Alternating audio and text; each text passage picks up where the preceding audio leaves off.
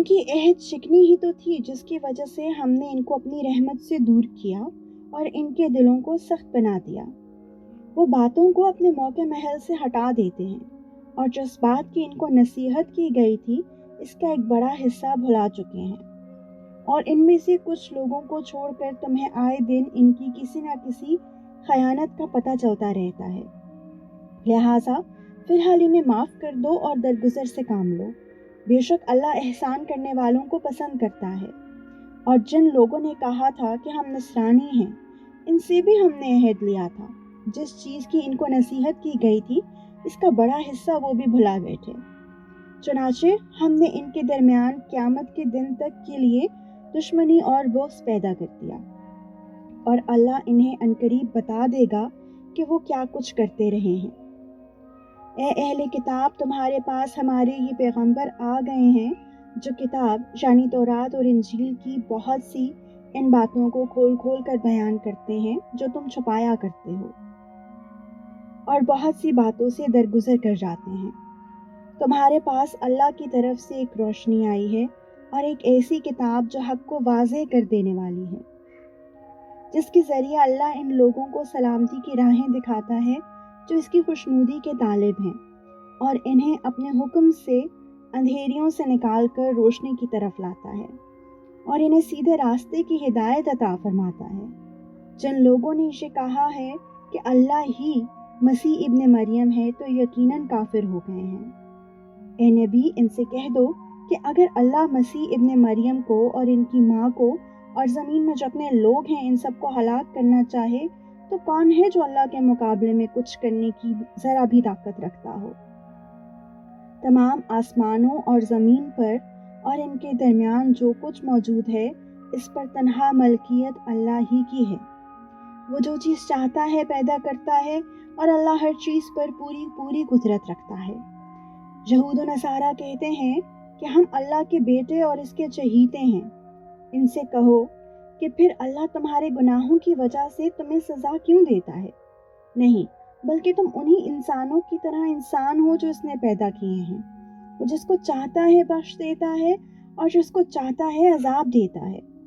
آسمانوں اور زمین پر اور ان کے درمیان جو کچھ موجود ہے اس پر تنہا ملکیت اللہ ہی کی ہے، اور اسی کی طرف سب کو لوٹ کر جانا ہے۔ اے اہل کتاب، تمہارے پاس ہمارے پیغمبر ایسے وقت دین کی وضاحت کرنے آئے ہیں جب پیغمبروں کی آمد رکی ہوئی تھی، تاکہ تم یہ نہ کہہ سکو کہ ہمارے پاس نہ کوئی جنت کی خوشخبری دینے والا آیا نہ کوئی جہنم سے ڈرانے والا۔ لو، اب تمہارے پاس خوشخبری دینے والا اور ڈرانے والا آ گیا ہے، اور اللہ ہر بات پر پوری پوری قدرت رکھتا ہے۔ اور اس وقت کا دھیان کرو جب موسیٰ نے اپنی قوم سے کہا تھا کہ اے میری قوم، اللہ کی اس نعمت کو یاد کرو جو اس نے تم پر نازل فرمائی ہے کہ اس نے تم میں نبی پیدا کیے، تمہیں حکمران بنایا اور تمہیں وہ کچھ عطا کیا جو تم سے پہلے دنیا جہان کے کسی فرد کو عطا نہیں کیا تھا۔ اے میری قوم، اس مقدس سرزمین میں داخل ہو جاؤ جو اللہ نے تمہارے واسطے لکھ دی ہے، اور اپنی پشت کے بل پیچھے نہ لوٹو، ورنہ پلٹ کر نامراد ہو جاؤ گے۔ وہ بولے، اے موسیٰ، اس ملک میں تو بڑے طاقتور لوگ رہتے ہیں، اور جب تک وہ لوگ وہاں سے نکل نہ جائیں ہم ہرگز اس میں داخل نہیں ہوں گے۔ ہاں، اگر وہ وہاں سے نکل جائیں تو بے شک ہم اس میں داخل ہو جائیں گے۔ جو لوگ خدا کا خوف رکھتے تھے ان میں سے دو مرد جن کو اللہ نے اپنے فضل سے نوازا تھا بول اٹھے کہ تم ان پر چڑھائی کر کے شہر کے دروازے میں گھس تو جاؤ، جب گھس جاؤ گے تو تم ہی غالب رہو گے، اور اپنا بھروسہ صرف اللہ پر رکھو اگر تم واقعی صاحب ایمان ہو۔ وہ کہنے لگے، اے موسیٰ، جب تک وہ لوگ اس ملک میں موجود ہیں ہم ہرگز اس میں قدم نہیں رکھیں گے۔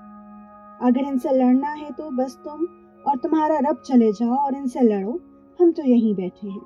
موسیٰ نے کہا، اے میرے پروردگار، سوائے میری اپنی جان کے اور میرے بھائی کے کوئی میرے قابو میں نہیں ہے، اب آپ ہمارے اور ان نافرمان لوگوں کے درمیان الگ الگ فیصلہ کر دیجیے۔ اللہ نے کہا، اچھا، تو وہ سرزمین ان پر 40 سال تک حرام کر دی گئی ہے، یہ اس دوران زمین میں بھٹکتے پھریں گے۔